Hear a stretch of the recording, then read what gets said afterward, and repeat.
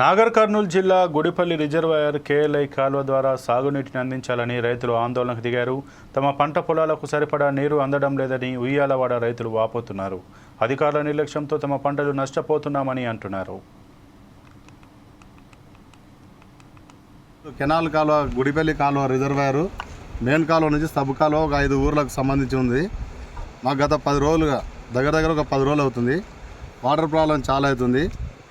ఒక 4 రోజుల నుంచి అయితే కంప్లీట్గా కాలువ బంద్ అయిపోయింది.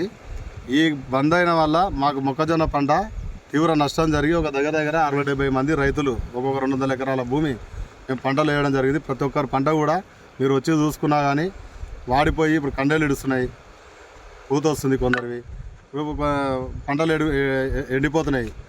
కాబట్టి ఇప్పుడు సహకరించి అధికారులను అడిగితే అధికారులు కూడా మాకు ఒక్కోసారి వస్తున్నాయని చెప్తారు కానీ వస్తలేవు నీళ్ళు. మాకు దయచేసి అధికారులు ప్రభుత్వం కానీ మాపై దయ ఉంచి మాకు వాటర్ ఇప్పించగలరని కోరుతున్నాం.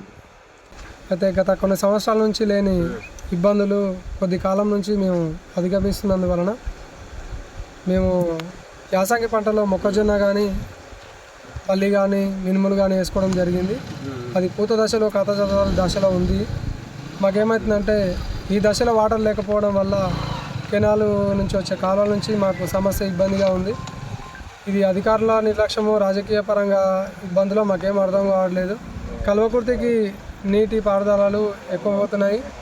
మాకు ఇంత నాగర్ కర్నూలు మున్సిపాలిటీ పరిధిలో ఉన్న కూడా మాకు నిర్లక్ష్యం చేస్తున్నారు.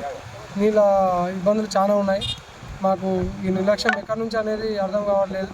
మాకు ఏ ఇబ్బందులు లేకుండా ప్రభుత్వం కానీ అధికారులు కానీ సమకూర్చాల్సిందిగా కోరుచున్నాం. మనం డీటెన్ కాలువ